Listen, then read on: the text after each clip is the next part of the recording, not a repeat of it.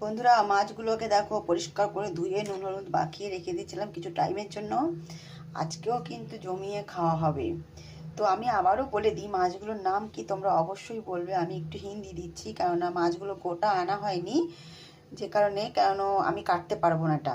তাই এই মাছগুলোকে একটু তিরছাভাবে কাটা হয়। তিরছা মানে বুঝতেই পারছো, একটু ট্যাড়া করে কাটা হয় মাছগুলোকে। এই মাছগুলো কিন্তু সোজা সোজা পিস করা যায় না। তো এটা বুঝেই তোমরা কমেন্টে একটু নামটা বলে দিও মাছের। ঠিক আছে, তো চলো এখন আমি মাছগুলোকে আগে ভাজা করে নিই। রেসিপি কী হবে সেটা তো তোমাদের সঙ্গে অবশ্যই শেয়ার করব। তো সর্বপ্রথমে দেখো আমি রান্নাটা স্টার্ট করে দিয়েছি। আমার সেই প্রিয় কালো কড়াইটার মধ্যে আমি মাছগুলোকে বেশ সুন্দরভাবে ঢেলে দিচ্ছি। দেখো তেল তো গরম হয়েই গেছে। মাছগুলোকে ভাজা করার জন্য দিয়ে দিচ্ছি এক এক করে। হাত লাগাবো না, যেহেতু হাত আমি আবার ধুয়ে নিয়েছি। এবার আমি যা করব খুন্তির সাহায্যেই করবো, চামচের সাহায্যে। মাছে আর আমি হাত দেবো না। তো দেখো এভাবে প্রত্যেকটা মাছ দিয়ে দেবো। একটা পিঠ কিন্তু বেশ ভালোভাবে ভাজা মতন হয়ে গেছে। দেখো আমি পাল্টে দিচ্ছি একটা পিঠ হওয়ার জন্য। দেখো এই কড়াইটাতে না জাদু আছে। মাছ ভাজা এত সুন্দর হয়, একটুকু লাগে না। সেই জন্য এই কড়াইটা হচ্ছে আমার প্রিয় কড়াই।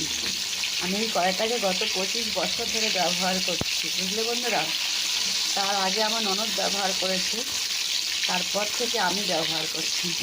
25টা বছর, বুঝতে পারছো, কম নয় কিন্তু। তো দেখো প্রত্যেকটা মাছ পাল্টে দিলাম সুন্দর করে। দেখো গোল্ডেন গোল্ডেন ভাজা হয়ে গেছে,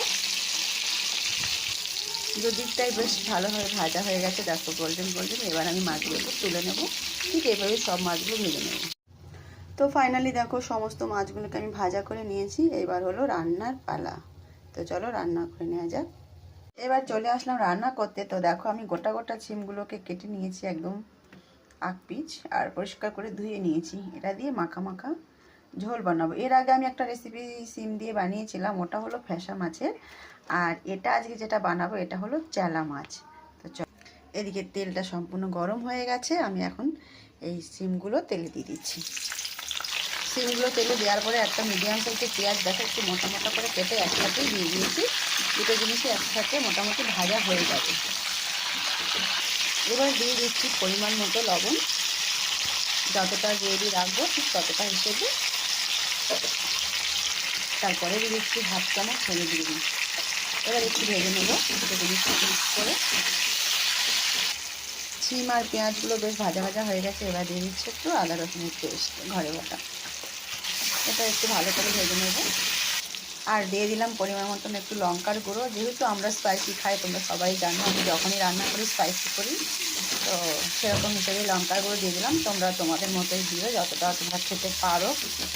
এতে কাঁচা লঙ্কা দিয়েও করা যাবে, তো আমি কাঁচা লঙ্কাও দেবো একটু গোটা পরে, এখন না। দিয়ে দিলাম সামান্য পরিমাণ একটু জল, যাতে মশলাটা পুড়ে না যায়। আর একটা টমেটো বেশ মোটা মোটা করে কেটে দিয়ে দিয়েছি। এবার মশলাটা ভালো করে একটু কষিয়ে নেব।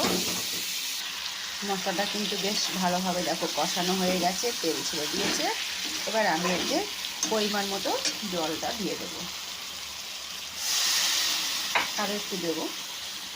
জলটা দেওয়া হয়ে গেছে। এবার এখানে ভেজে রাখা মাছগুলো দিয়ে দিচ্ছি কিছুটা।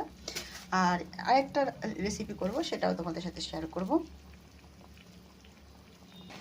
এইবার দিয়ে দিচ্ছি কিছুটা কাঁচা লঙ্কাই। দেখো কাঁচা লঙ্কা না দিলে কমপ্লিট হয় না তরকারিটা।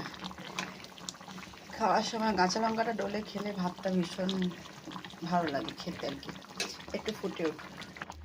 সবশেষে দিয়ে দেওয়া হচ্ছে একটু ধনেপাতা কুচি। তো দেখো ধনেপাতাটা দেওয়ার পরে কিন্তু তরকারিটা আরেকটু চেঞ্জ হয়ে গেছে, তাই না? তো কার কার এরকমভাবে ভালো লাগে অবশ্যই কমেন্ট বক্সে কমেন্ট করে জানাবে। আর যদি আমার এই রেসিপিটা ভালো লেগে থাকে তাহলে একটা লাইক একটা শেয়ার করতে ভুলবে না। ঠিক আছে বন্ধুরা, তো টাটা, বাই বাই।